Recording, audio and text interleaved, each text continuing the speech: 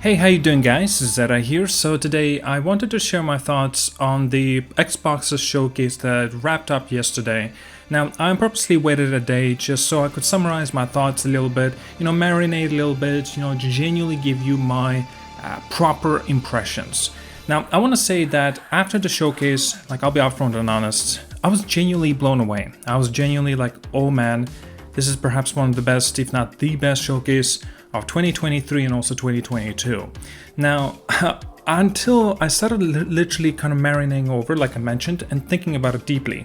And thank God I did this so, because I noticed some kind of, few bad things regarding this showcase. But it's not to say everything was bad. It genuinely wasn't. It was like, this is still an extremely strong showcase that genuinely was worth my time and actually left me, well, quite excited for the games I did not expect I would be kind of interested in, even though I'm mainly a PlayStation player, and it genuinely is interesting to see a competitor actually pulling off far better than PlayStation Showcase did. And you know what? That's fantastic. All the power to Xbox, Microsoft, seriously, kudos, they deserve the applause with this showcase, for sure. But then when you look at the PlayStation, it's just, well, disappointment, unfortunately. And then when you started comparing them both, well, yeah, well, the rabbit hole gets even larger than that. Anyway, I don't want to get into that. I want to get into individual games that at least interested in me, but it seems like there's quite a lot of games here that were just like, wow. And also, regarding Starfield, I was contemplating and thinking about should I perhaps make a second or separate video regarding Starfield specifically, because the showcase for Starfield was ridiculous. The Starfield Direct was so much content in there, it's like almost, I want to say, jaw-dropping. And I started thinking about it, you know what, no, I'm not gonna do that, because something about it kind of screams well, scary, if that makes sense. I will get into it as soon as I get into the topic of Starfield. So let's get into the first game that was announced and showcased, and well, we knew about it. It is indeed Fable. Now, unfortunately, we did not know the release of it. We didn't even get a window of the release, and I don't think it's going to be coming out anytime soon. I think that this game still got long years away until, well, people will be able to play it. It's interesting the fact that the developer Playground Games are actually the ones making it, since I believe they made Forza, right? Or Horizon. It's genuinely, well, an interesting step that they decided to go for. And you know what, that's good. Developers perhaps wanted to have a little bit of a challenge. Maybe they are sick of racing games and they want to try out some kind of different things into different genre. And as such, a beloved Fable games such as like when the originals came out, many years ago. I'm not too sure. I'm not really much of a Fable kind of guy, so I don't have that kind of origins, if that makes sense. And I'm looking forward to it, but unfortunately, I gotta say, and upfront and honest, this trailer didn't do nothing for me, because they just definitely did not show us anything here except a girl running around being silly as ever. Well, makes sense. It's humor, and English humor, mind you. But yeah, perhaps it is Fable, that's what you should be expecting. Maybe I was expecting something else. To be honest with you, I don't know what I was expecting from Fable, genuinely. And this, well, that didn't really give me much of, say, hopes or kind of disappointment, because I don't know what I saw in here. That's it. It was just kind of, well, Fable's coming, that's it. That's all they told us about it. I was wondering if we could actually got an opportunity of seeing maybe gameplay, but no, unfortunately we didn't get an opportunity of seeing it, so. Either way, I'm glad that Fable's still coming, and, well, perhaps sometime soon we will see more of it. Sound of Midnight was another, well, I assume it's Xbox exclusive game, coming also on PC, basically everywhere except PlayStation, but the name is Sound of Midnight. Again, it's the same thing with Fable. They definitely didn't tell us anything really. Will I be into it? Will I not be into it? It's hard to say, and that's just the thing, right? I mean, these kind of trailers are getting oversaturated, if that makes sense. There's just too many of them. Anyway, after that we're getting into, well, I want to say a little bit of a surprise, but because it was leaked, it wasn't really much of a surprise, unfortunately. I'm talking about Star Wars Outlaws. Now, Ubisoft's game that they're expecting to release this sometime in early of 2024, and it's very ambitious. Perhaps, I don't think it will come out in early of 2024. I think it'll come out sometime maybe, I don't know, maybe like September of 2024 or something like that. It's considered to be a first Star Wars game that is open world, where we'll get an opportunity of seeing today, from the Ubisoft's Forward showcase of the gameplay of Star Wars Outlaws. So that's awesome. But I feel, okay, maybe I'm being nitpicky in here, but I feel that Star Wars constantly always get into the same rhythm in terms of the story, right? Basically, there's always something related for you alone, basically in the world. You're trying to run away from basically the cops and stuff. Look, guys, I'm not exactly familiar with the Star Wars stories and stuff like that, their lore. But yeah, I feel like they're kind of going similar direction like Jedi Fallen Order has, and so many other Star Wars games as well. This game kind of gave me a little bit of Han Solo kind of movie aspect of this kind of trailer. It looks good, but again, it's a trailer, so it doesn't really tell me much. I'm looking forward to the gameplay though, and of course I'll share my thoughts about that too. 33 Immortals didn't really do anything for me, so I'm gonna pretty much skip on that. Payday 3, I actually played Payday 2. I couldn't really get into it, unfortunately. Payday 3 didn't really, ooh me, if that makes sense, or wow me. But yeah, it seems okay, seems more of the same of Payday that you perhaps love. Like a lot of people definitely like, there's definitely a cult following for it, right? So of course they'll be looking forward to it. Personally for myself, not so much. It is coming a little bit surprising that it's coming out quite relatively early, in like September 21st. I'm not sure if we already knew about the release date, but yeah, it seems to be cool, whatever. I just didn't really have that much an opinion about it. Persona 3 Reload is basically Persona 3 remake, and a lot of people were very, very excited to hear about this, but unfortunately it got leaked. On top of that, I think it was leaked by Microsoft themselves, or was it Atlas? Like, they leaked it themselves about this game. It's like, what the hell? So like the genuine reaction from me, like at least for a lot of people that are looking forward to Persona 3 remake, or perhaps they didn't even know, that yeah, that would have been very, very special. But because I'm not much of a Persona fan, so I didn't have that kind of expectations for it. And mind you, by the way, guys, this Persona 3 Reload will also be available on PlayStation. Well, talking about the PlayStation stuff, also the Star Wars Outlaws will also be available on PlayStation 5. Avowed. Now, this is quite an interesting one indeed. Obsidian Entertainment. They are fantastic developers. I like the Outer Worlds. I like what they do in terms of their games and their aspects. But Avowed kind of gave me a very, very wrong impressions. Because the first time when I saw it, I think it was like in 2020, the teaser towards Avowed, it was completely different in terms of what we were expecting, right? It was a lot more darker and grittier. Here it's a lot more bright and colorful. And it's just, unfortunately, when I'm looking at this trailer I don't think it may have done true justice for this game. Even though this game coming out, I think it was like, what was it, 2024, right? It's still kind of reminding me of one of those, I'm gonna have to say this, I'm sorry, but it's like a VR game. And that's not exactly good quality or a good thing to say. And I don't mean it as a compliment, I genuinely do not. It's kind of outdated. But I don't know, I'm gonna have to wait and see proper raw gameplay of it, and maybe I could be wrong, hopefully I'm wrong. But again, this is indeed going to be exclusive for Xbox PC, and then once again not coming out on PlayStation. Sea of Thieves, The Legend of Monkey Island, whatever, no interest for me. Microsoft Flight is the same thing, and similar goes for the Microsoft Flight Simulator of Dune expansion, interesting. Senua's Saga, Hellblade 2, now this was a pure disappointment, we didn't get to see nothing. Just Senua going into this cave, and she's hearing voices. I mean, it's a part of the Senua's, game, it makes sense. But like, hearing ASMR and stuff like that, and hearing voices inside our head and everything like that was kind of creepy if you actually had the headset on. By the way, try it for yourself, guys, go on the trailer, put it on, make sure you have a headset, and listen. Man, it's kind of creepy. I liked it a lot. But yeah, this trailer did not do justice, unfortunately. It's coming out now in 2024 as well. Like, a lot of people were expecting for this game to come out at the very end of 2023, but it looks like it got delayed, or at least maybe those rumors were not true. That's also a possibility.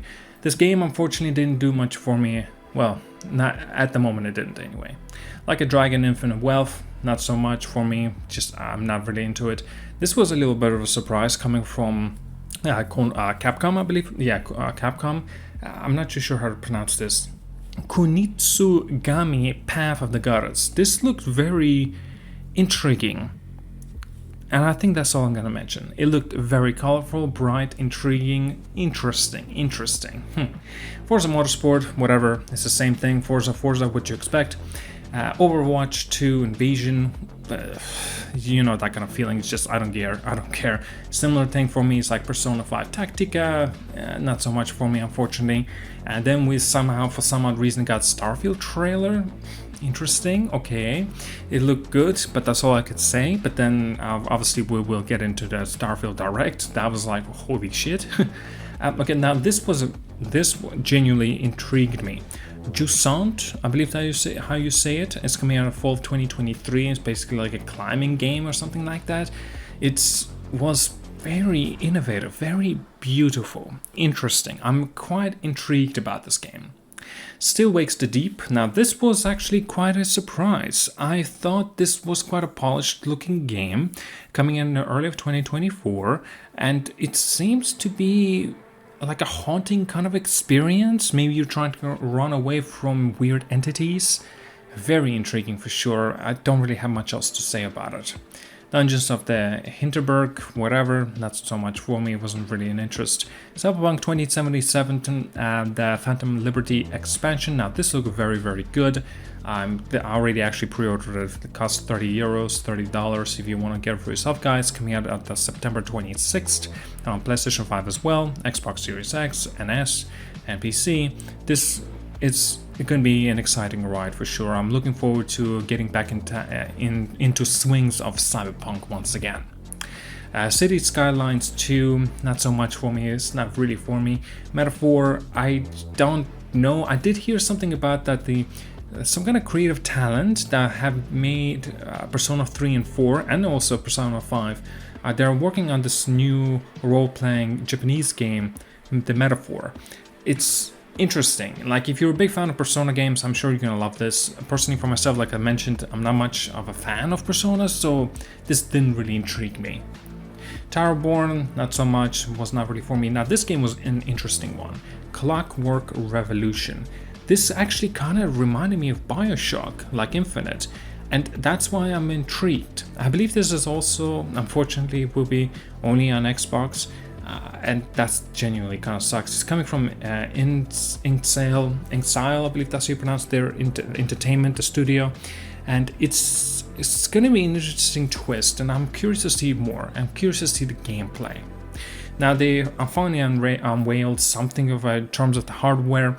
I'm talking about Xbox Series S. It actually now comes in carbon black color, and it will be in 1 terabyte size, the SSD. That's definitely very good news, of course. And yeah, it's going to be, I think it was like $350. That's actually a little bit of a more expensive, I think. The white one is actually $250 now, because I think there was a little bit of a price reduction. But yeah, this carbon black carbon color, and if you wanted to have like 1 terabyte SSD drive in it, then yeah, you're gonna have to pay a little bit extra for it. So Starfield Direct was around, give or take, 45 minutes to even reaching up to an hour length, and they showcased a lot of good things, a lot of awesome things inside this game. Now, everything that we've already known, they actually have done it against here, and also they have expanded on this showcase completely, for sure, for this Starfield Direct. Now, they kept on emphasizing regarding more than 1,000 planets that you can fly through and get to and, you know, actually visit. Now, because this is indeed procedural generated, unfortunately, as if we haven't seen that and how many of those games actually pretty much failed, yeah, it's kind of worrisome, to be honest with you. Now, they actually have done it quite smart in terms of that they indeed do have more than 1,000 planets, but also they have a lot of handcrafted designs and, you know, things inside those worlds. Now, of course, it's still kind of intriguing to see how they're gonna be able to pull this off, especially since there's so much going on with this game. And you know how Bethesda is, they're very notorious with their bugs, because the amount of stuff that you can do here, and let's get into those things. As an example, You can set up home amongst many stars, right? You can assign crews and companions. You can set up extractions to harvest resources deep inside the earths, right? You can establish cargo links to move resources between the outposts. You can add crafting and research stations within there as well. And these crews as such, they can be assigned to actually keep the whole thing maintained and also, keep the whole thing going, right? It's genuinely incredible. You can completely customize your own, ship. You can go bonkers, like pretty much if you want to have a look like a giant enormous looking crab, yes, you can do so. It's not a problem.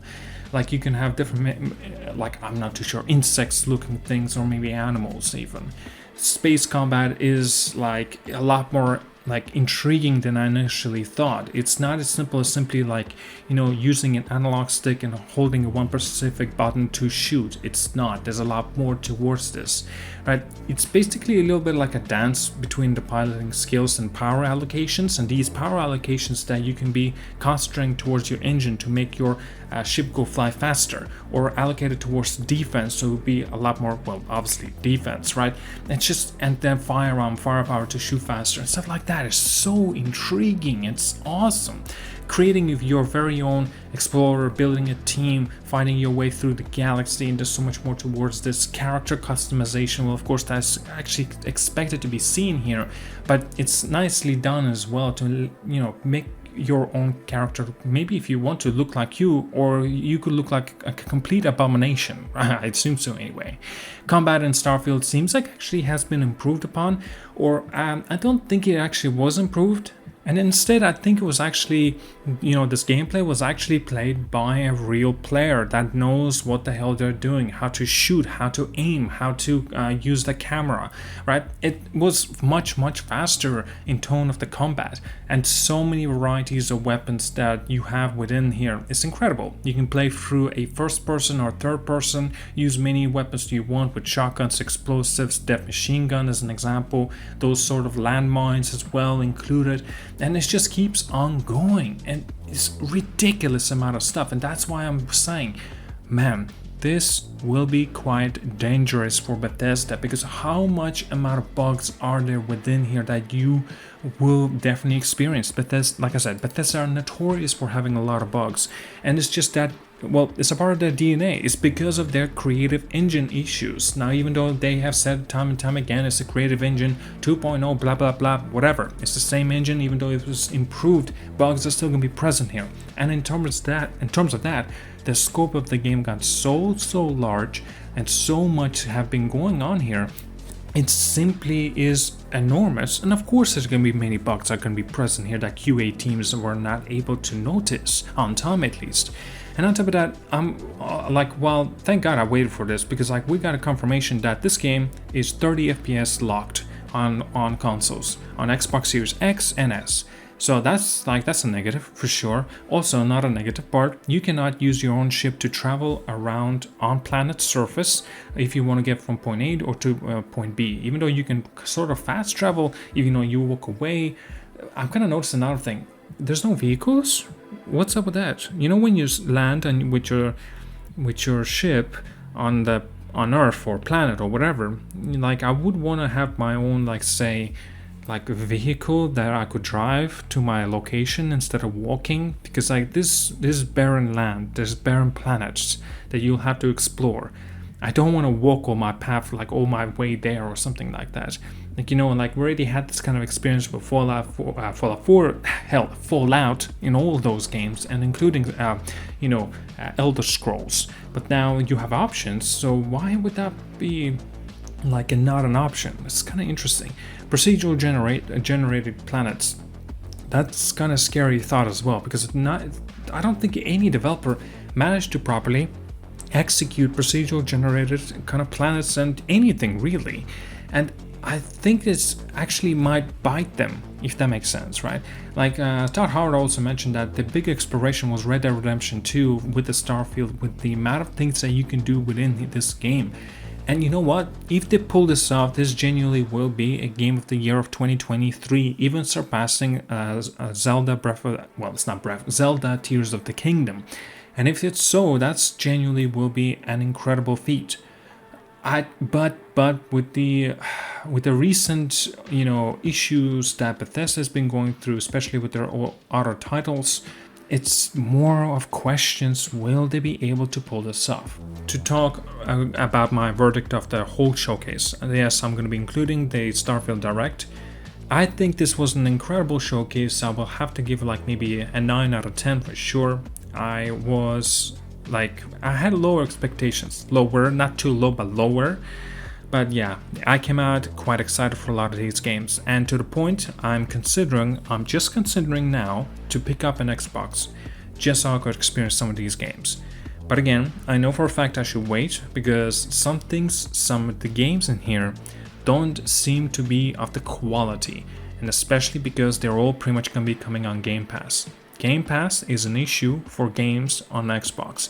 If you have Game Pass, it's basically like a live service. You can have a big game, small game, does not matter. Game can come out half broken, half in like just not unfinished, and because you already are on Game Pass, Microsoft is still getting paid basically. So Game Pass is an issue for the gamers. Maybe they don't realize this because they say it's a fantastic deal, but yeah, sure it is. That is if you pay only for 1 month and then forget about it. Yeah, then it would be a fantastic deal for you for sure. But if you keep it just there and you pay like a yearly fee sort of thing, or every 3 months or whatnot, that's a different situation. That's actually going to be not worth it for you. But again, with the amount of games Xbox coming out, they're going to get way more money out of you in this case, because how many exclusive games that the Xbox had? Like last year, I think it was like 2 or 3, and they were never considered to be big games. Now, of course, with this showcase, actually kind of thankfully gave us a concrete answer regarding of how many big games will be coming out on Xbox, and it seems like there's going to be plenty.